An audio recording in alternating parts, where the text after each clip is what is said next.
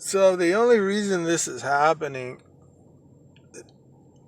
is because the echoing sentiment that I've heard down through the years is that these things should be spoken of and that the story should be told. So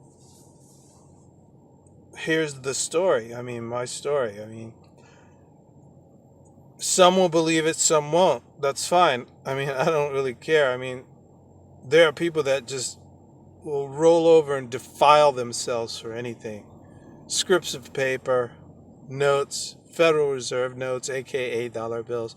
And they'll do anything because of the bribing power of those notes.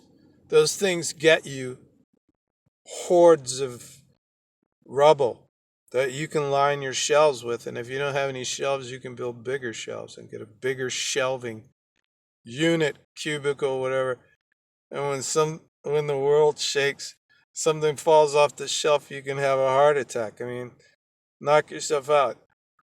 Me, you know, growing up in this place and being an artist was one of the best things that happened to me because I can see all this stuff for myself. The little boy pissing fountains with the buckets of urine all over the place. And people just walking around as though cities decorated with dilapidated human flesh and effigy, as if it's going to be eternal.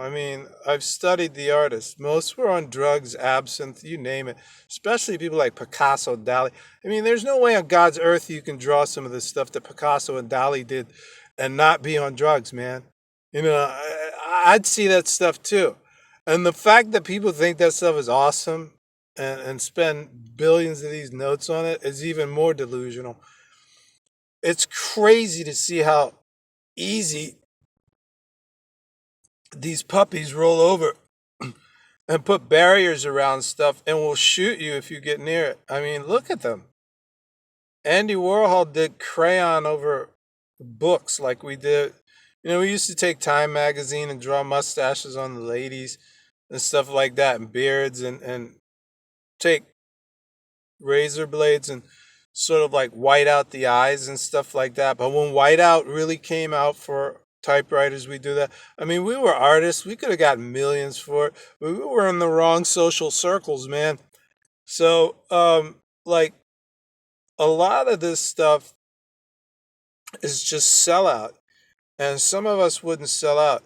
You know, being homeless for 42 years has opened my eyes to a lot of stuff. And in talking with people, a lot of them said that they like these stories, they wanted to hear these stories, and I should tell these stories. So I set up a site with Endurance Group International's usurpation of Homestead Technologies. And these guys from India just destroyed 13 years of my work. But I had story after story after story with prose and writing and stuff like that. And this guy, Vikram Pandit, just walks in there. No, not Vikram. Vikram's with Citibank. They stole my home. Uh, what was that guy's? I can't remember the guy's last name right now, but it'll come to me. But Endurance Group, Ravi Chandra, this guy, he came in and bought out a free web hosting site and then purged all of the inactive accounts for space in their servers and destroyed all my work. Then they lied to me and said it wasn't destroyed because someone saw it and was arguing with me over the phone over it, and then they charged my account when they said it was destroyed. It was a total debacle. These guys are criminals. They're liars. They say they're for groups and communities. But anyway, a lot of these stories were on there, and they got destroyed. Imagine me doing a video like this over again. It's not going to happen. This is like spur of the moment, emotion of the moment, thought of the moment, vernacular that's available. So it's sort of like, why do they do this? Money. Humanity has nothing to do with it. Humanity is like seeing someone out on the sidewalk and asking them what's wrong, what's their story, how can you help. And we're out here. I mean, some of these guys have community. A lot of the homeless group together in these communities and they stick together and they share a lot. And then there's guys like me. We're like lone wolves. I don't want to be around a lot of drama and substance abuse. I don't think there might have been a night that I had a beer or had some scotch or something, but I didn't turn alcoholism into a behavior pattern in the 42 years that I was homeless. I didn't turn well, drugs were there. I mean, we did those at like 14, 15 years old and partied into our 30s. I think that around 32, 34 is when got off the party animal assistance and really didn't look back because I really didn't miss it. Because when I went to LA, after hitchhiking from Florida to LA, I got to LA and had a near death experience at like 24, 25, and went went Salvador Dali on everybody and was taking acid or something and uh, Salvador actually inspired me to his work inspired me to be an artist in 11th grade. When I saw his surrealism, I mean, I don't know a lot of people who didn't copy that style with the meltings and the dripping and the fragmenting and the fractaling and stuff like that. So a lot of that stuff was inspired, but I couldn't stick with like the I guess it's the medications. The medications were more frightening than assisting or enhancing. It was more frightening what I saw when I was trying the psilocybin or the peyotes or the lysergic acid diethylamides and stuff. It, it didn't do the same thing for me. I didn't find an attraction to that stuff, even though I grew up during the time of Timothy Leary and his lectures and on the tail end of the hippies. I really wasn't enjoying that part of that era, that culture.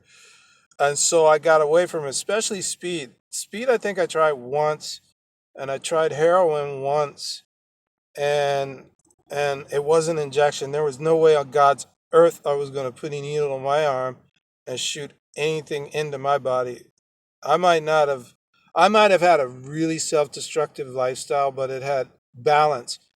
And I think that there were just things missing, information missing, education missing that made the way I came up like something that's ready to go, but there's a key gear missing that attaches all the other gears together so it can run. And so a lot of the stuff that I was missing kept me in the culture, but I could transverse from group to group to group to group. I could go to the goths, then I could go to the straight lace suits and ties, then I could go to the international crowd, then I could go back to the street. And a lot of times the street thought that I had abandoned it for other things, and it was just like, no, I have to negotiate all this stuff. I have to navigate all this stuff, and my mother's constant influence in my life with tutors. I had one of those Big Brothers of America that would come and see me 2 weekends out of the month, and got one of them. I was like 15, and I was going to Indian Springs Country Club and all these other places with them and caddying and getting tips, driving golf carts and watching how golf was played. And then lost that fell after I lost contact with him after or fell out of sorts after about 3 or 4 months. Then got this gentleman Carl who was pretty awesome. I mean, Carl and I stayed together about 4 or 5 years.